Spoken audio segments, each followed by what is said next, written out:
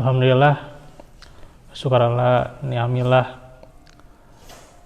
wala haula wala quwwata illa billah, asyhadu an la ilaha illallah wahdahu la syarikalah, wa asyhadu anna Muhammadan abduhu wa rasuluh alladzi la nabiyya ba'dah. Alhamdulillah, pada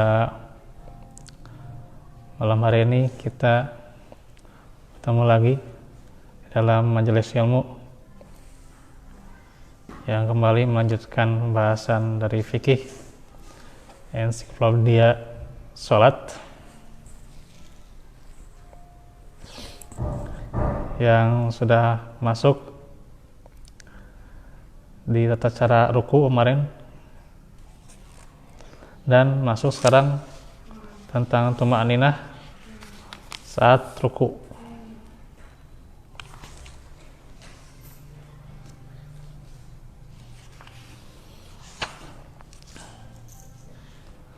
Hadisnya sudah dijelaskan.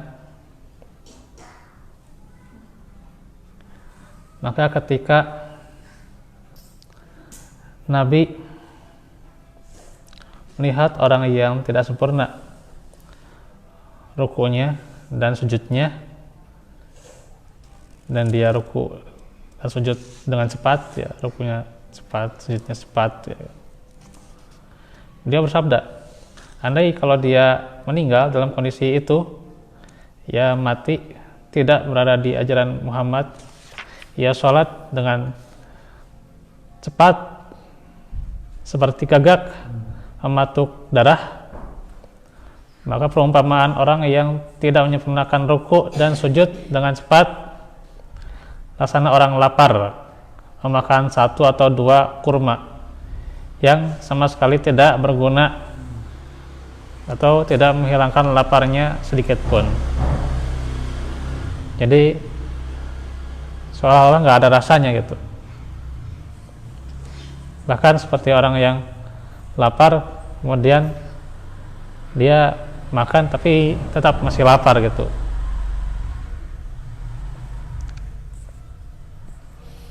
Dikatakan oleh Abu Ya'la dalam musnadnya, Al-Bukhari, Tabrani, dan juga disahihkan oleh Ibnu Huzaimah.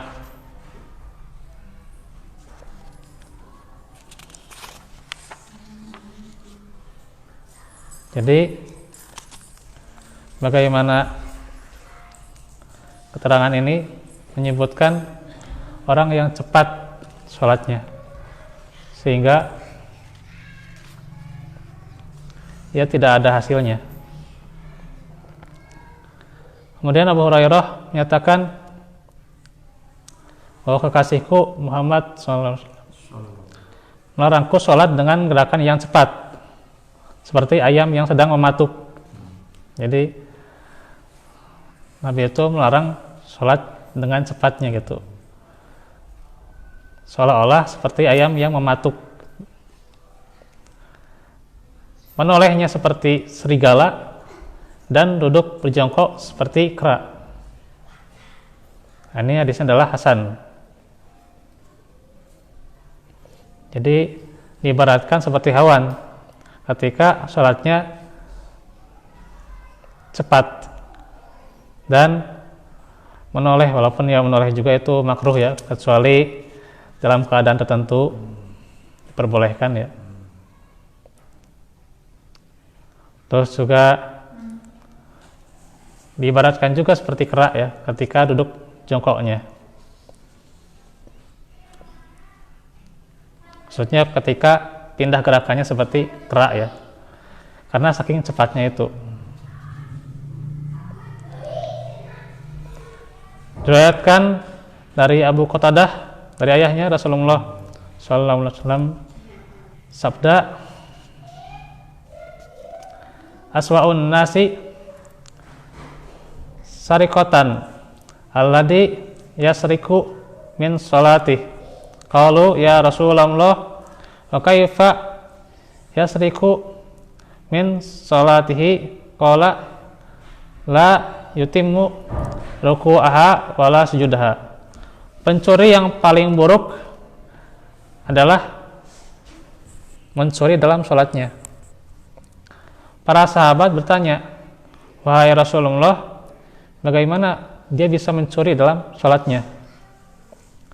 Beliau menjawab, ia tidak menyempurnakan ruku' dan sujudnya.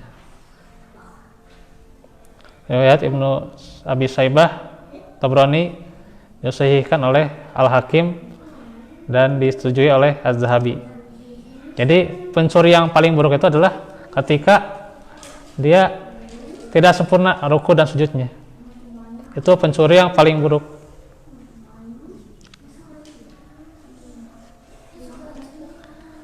Dan juga bahkan Nabi pernah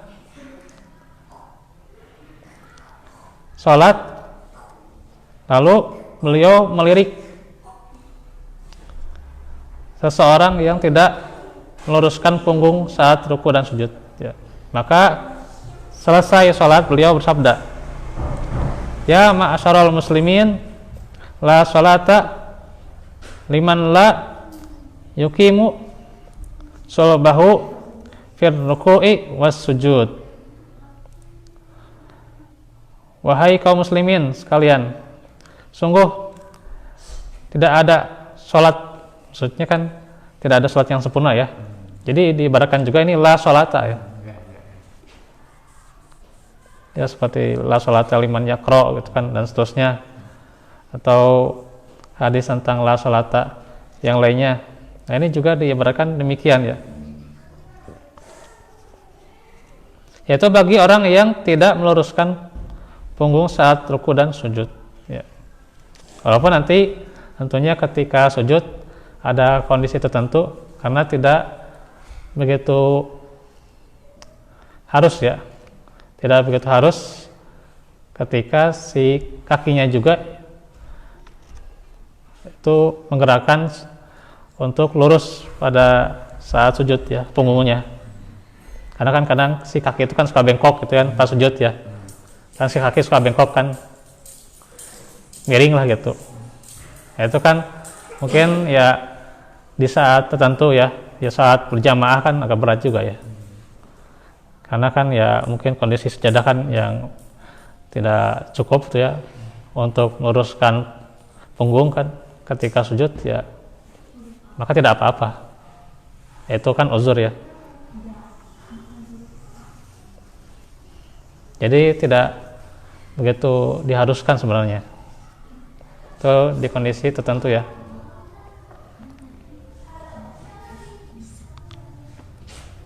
Tapi tentunya alangkah sempurna kalau dia lurus gitu. Gimana?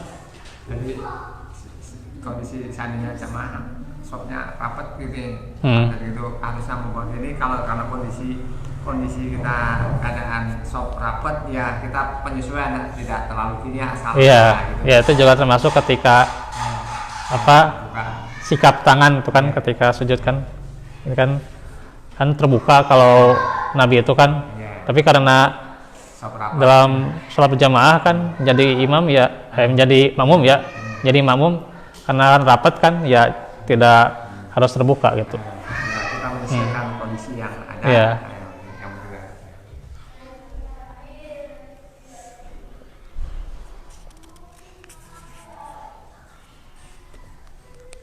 Nah, yang maksudnya di sini adalah kenapa dimasukin ya oleh penulis di bab tuma'ninah saat ruku itu karena memang ketika dia sujudnya tidak merasa tenang ya, cepat-cepat gitu ya, belum menyempurnakan sujudnya, nah itu yang diancam sebenarnya, itu yang dilarang ya, itu yang harusnya dicegah. Nah itu maksudnya ya.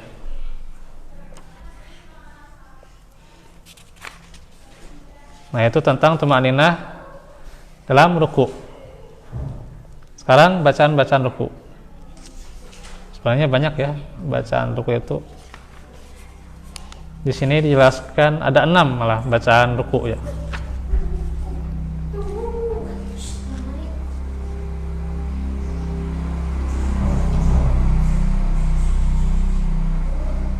Dan keenamnya itu tidak ada riwayat yang lemah ya, tidak ada riwayat yang dhaif tentang bacaan ruku. Ada 6 di sini ya. Ya kurang lebih kayak iftitah kan itu ada 12 bacaan doa iftitah itu ya. Bahkan lebih ya. Dan itu nggak ada yang doif gitu ya. Maksudnya jangan kaget Iya. seandainya ada orang dengan itu lain, karena kita belum pahamnya itu, jangan dulu menyalahkan. Iya. Itu ada 6, ada 12, lebih bahkan itu. Nah, itulah. Kalau nggak digali seperti ini kan kita seolah pada satu itu kok loh begitu lah itu. Iya, iya. Padahal memang ada keterangannya dalam amalan yang diperbolehkan bacaan yang lain. Jadi ada beberapa bacaan dan doa ya. Bisa sesekali membaca yang ini ya, dan yang lainnya bisa ya. Di antaranya Subhana Rabbiyal Azim itu ya gitu. Maha suci Rabbku yang Maha Agung ya. Gitu. Sebenarnya nggak dibatasi sampai 3 kali ya. Lebih sebenarnya bisa ya. Bahkan Nabi sampai 11 kali ya. Bisa ya. Cuman kalau mayoritas ya kadang beliau 3 kali gitu ya gitu.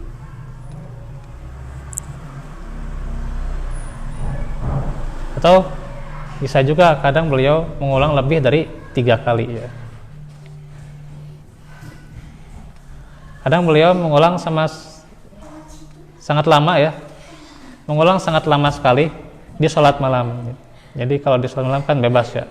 Bisa lebih lama ya rukunya. Beliau hampir selama berdiri ya. Padahal yang beliau baca surat-surat panjang, Al-Baqarah, An-Nisa, Al-Imran. Dengan disertai doa dan istighfar di sela-selanya. Itu yang pertama ya. Yang kedua, Subhan Rabbiyal Azim. Nah, di sini memang ada yang diperselisihkan tentang wa bihamdihi ya.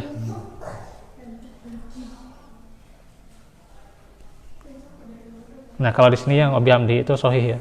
Kalau di fikihnya Ustadz Aceh gitu ya, itu disebutkan ada kedoifan ya, Allah alam. Tapi kalau secara mayoritas saya baca ada yang sahihnya gitu, ada ya. Tapi tentunya kalau seandainya kita mengamalkan sampai Rabbiyal Azim ya nggak apa-apa itu juga. Kemudian ya maknanya Maha Suci Rabbku yang Maha Agung dan dengan memujinya. Ini juga bisa lebih daripada 3 kali ya. Kemudian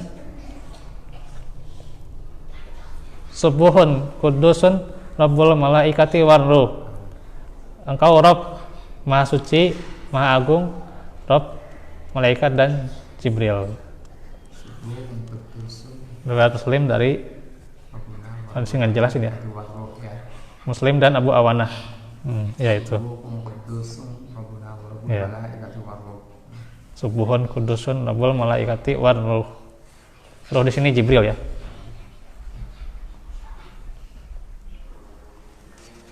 Terus yang keempat, Subhanakallahumma bihamdika Allahumma gfirli.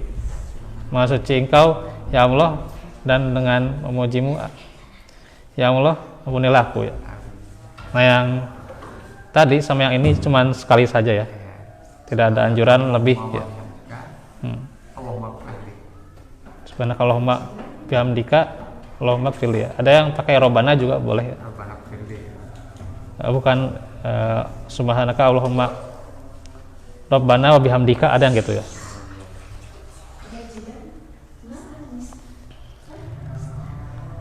Dan juga beliau membaca doa ini tidak hanya ketika ruku tapi sujud juga demikian ya. Sesuai dengan surah An-Nasr ayat 3 ya. Sabbih bihamdi rabbika wastaghfirhu innahu kana tawwaba. Maka bertasbihlah dengan memuji Tuhanmu dan mohonlah ampunan kepadanya. Sesungguhnya Dia adalah Maha penerima tobat. Yang kelima, ini agak panjang nih. Allahumma laka raka'tu wa bika amantu wa laka aslamtu anta rabbi khasya'alaka sam'i wa basari wa mukhi wa adami. Riwayat yang lain juga wa idami ya, bisa gitu. Wa asabi wa mas taqaltu bihi qadami lillahi rabbil alamin. Lumayan panjang. Iya. Rada asing, rada Iya. belum pernah terjamah. Itu. Ya Allah, untukmu aku ruku, padamu aku beriman, padamu aku berserah diri, engkau Rabbku, pendengaran, penglihatan, otak, tulang. Riwayat yang lain menyebutkan tulang-tulang ya, dengan apa lafaz yang jamak ya. Kemudian saraf dan apa yang aku berdiri di atas dua telapak kakiku, tunduk dengan khusyuk pada Rabb seluruh alam. Riwayat An-Nasai dengan sanad yang sahih. Iya, panjang nih. Makanya kalau tidak ini kan sebenarnya ya begitulah. Ya lebih cocok di sholat sunnah gitu ya, kalau apal. Ya kalau apal dilakukannya untuk ya. Sendiri aja. Ya sholat sendiri ya, munfaridah ya. Terus yang keenam, subhana Dil Jabaruti wal malakuti wal kibriyai wal azamah. Maha suci Allah, pemilik keperkasaan, kerajaan, kebesaran dan keagungan. Tapi ini dikhususkan dibacanya di sholat malam ya kalau Nabi ya. Riwayat Abu Daud dan An-Nasai dengan sanad yang sahih. Jadi itu 6 bacaan ruku ya. Pilih salah satu aja ya, nggak bisa digabungin semua ya. Ya, pilih salah satu. Ya makanya itu dulu sahabat atau ada yang bertanya itu kadang-kadang namanya kecerdasan orang, daya ingat orang berbeda-beda, maka Rasul memberi kalau seandainya yang paling mudah, yang paling dikira-kira mudah dihafal itu yang mana? Ya. Pilihan gitu kan. Tapi bagi yang cerdas panjang pun sekali dua kali baca bisa hafal, nah itu lebih bagus. Makanya Rasul itu kalau memberi ininya berbeda-beda. Iya. Ya, itulah. Nah ini doa ruku ya, tentunya sangat dianjurkan ya membacanya dan mendawamkannya ya. Baik, itu dulu paling. Kalau besok kan saya juga itu ada acara ma'ruf ya. Tapi mudah-mudahan selesai ma'ruf bisa keburu kesini lah maghrib ya. Ya. Seandainya pun tidak ya. Ya, kalaupun enggak ada nggak apa-apa sih. Paling ya isya gitu kesininya. Pokoknya ya kita mudah-mudahan memanfaatkan waktu yang ada sedikit-sedikit daripada kita membuang-buang waktu ya. Yang mudah-mudahan yang jadi ilmu sing jadi yang tafawudi ilmu yang kita menerimanya mudah-mudahan. Oke. Kita tutup dulu dengan doa. Subhanaka Allahumma wa bihamdika asyhadu an la ilaha illa anta astaghfiruka wa atubu ilaik. Alhamdulillahirabbil alamin. Rabbana atina fil rahmati lana min amrina rasyada. Rabbana atina fid dunya hasanah fil akhirati hasanah wa qina adzabannar. Assalamualaikum warahmatullahi wabarakatuh. Waalaikumsalam.